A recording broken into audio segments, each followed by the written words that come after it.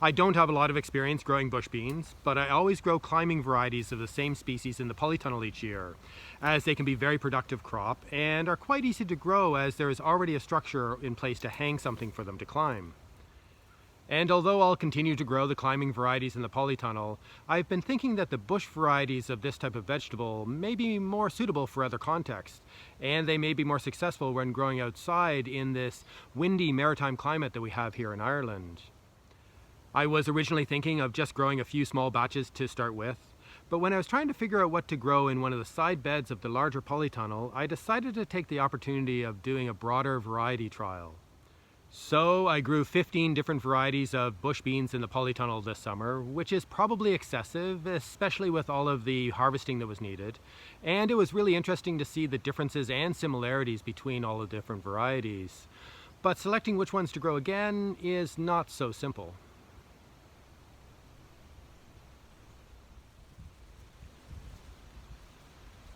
There are many different varieties of bush beans out there, and I was able to get seeds from 15 different varieties from 2 different suppliers for this trial.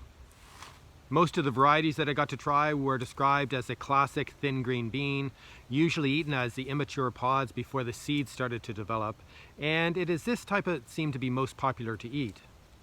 But in the mix there was also 1 yellow variety and 2 purple varieties, and 2 varieties with larger flat pods that are traditionally grown for the seeds when they are either half ripe or dried, which can also be eaten at the immature pod stage.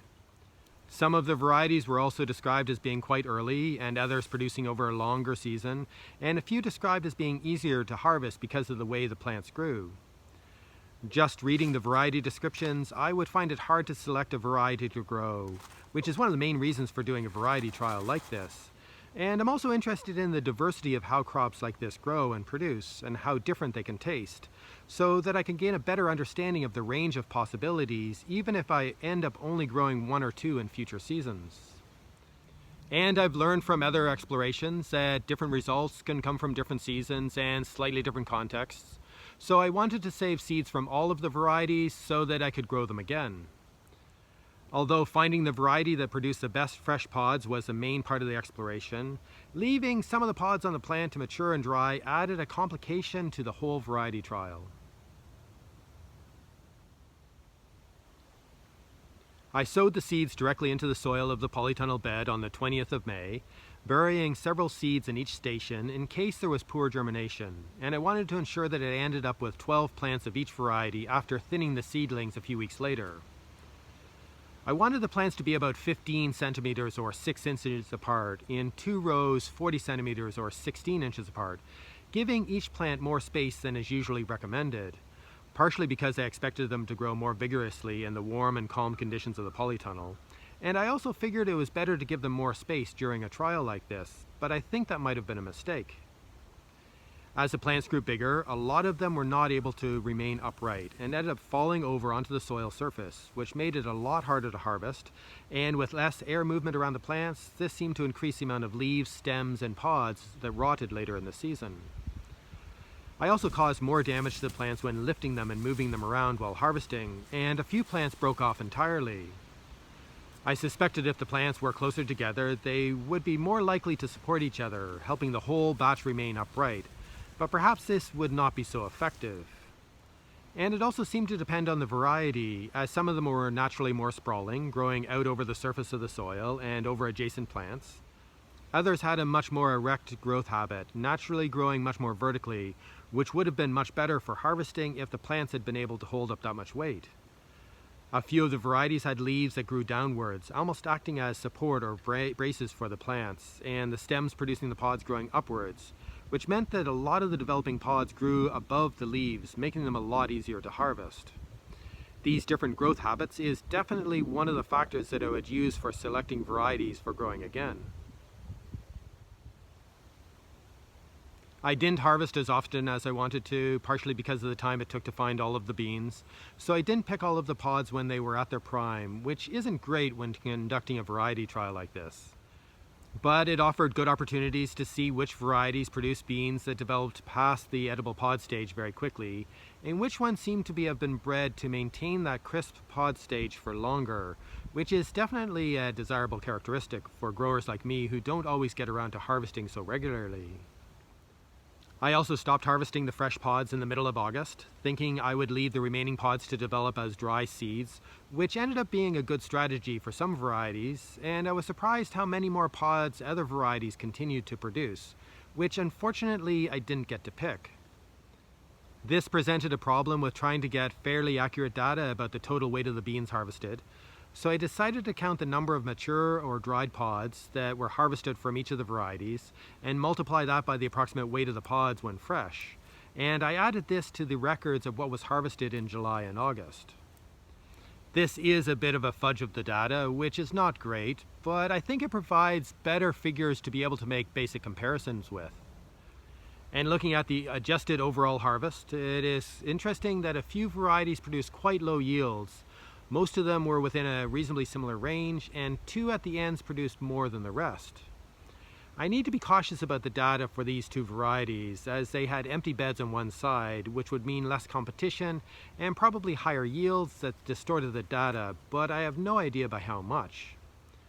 So, excluding the 2 poor yielding varieties and expecting a bit less in comparison from the 2 end varieties, the most productive varieties produce about 1/3 more than the less productive varieties, which is a significant factor to consider, but not necessarily enough to make clear choices between the varieties, especially when growing in a non-commercial context.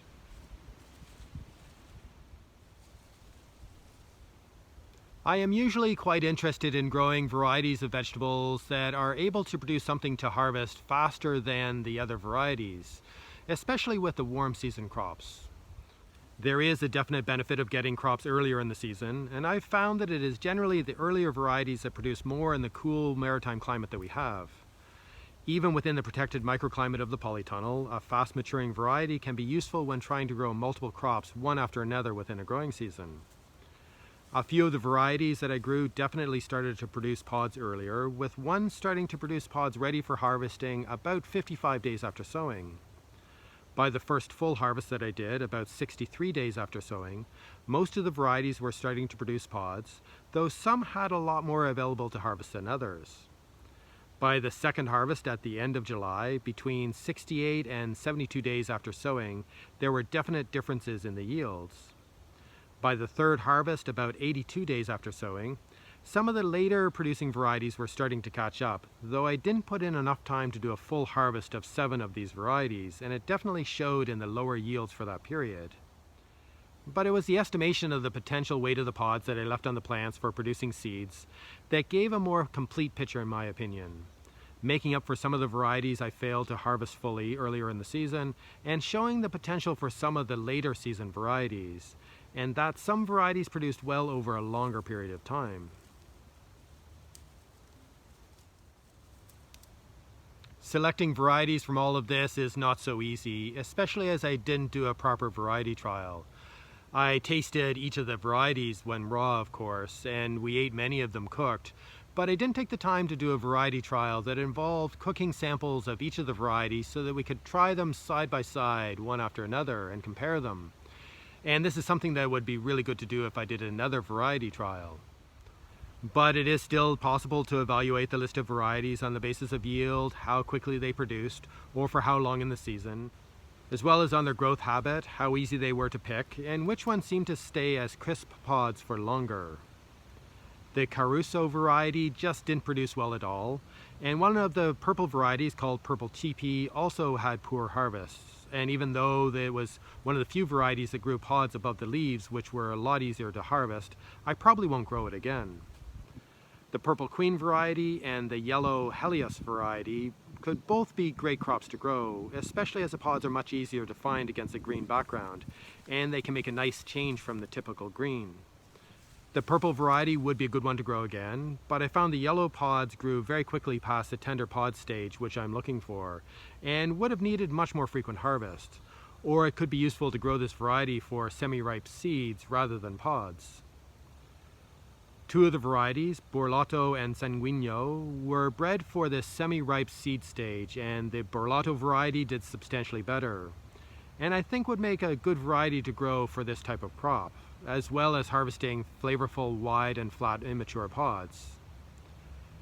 Two varieties, Speedy and Sprite, produce the most for the earliest harvest, which would be useful to grow as a fast-maturing crop for planting later in the season, or for enabling the plants to be removed early to make space for another crop. Although there seemed to be very little difference between them, I think I would select Speedy, which seemed to stop growing earlier in the season, as I think that this is one of the varieties where it would make sense to pull up the plants once many of the pods are ready to harvest, to make it easier to harvest all the beans at once, saving time and effort. If I was looking for ease of harvest over a slightly longer growing season, I would probably select the Maxi variety that was producing a lot of the pods above the leaves, even though it wasn't the highest yielding, but I would want to harvest the pods very frequently before they toughened. The Marone variety was the earliest to produce pods by a few days, and produced them over a longer part of the growing season, and ended up with quite a high yield of pods that seemed to stay immature stage longer. The Stanley variety was slower to get started, but in this trial produced the largest yield of good quality pods over the longest period of time, still producing a lot of pods well after many of the other varieties had slowed down and stopped, and I think this variety might be the one to select for continual harvesting over a long season. So in summary, 4 of the varieties I would grow in slightly different contexts and different times of the growing season, with another variety being a useful replacement as a fast-growing variety.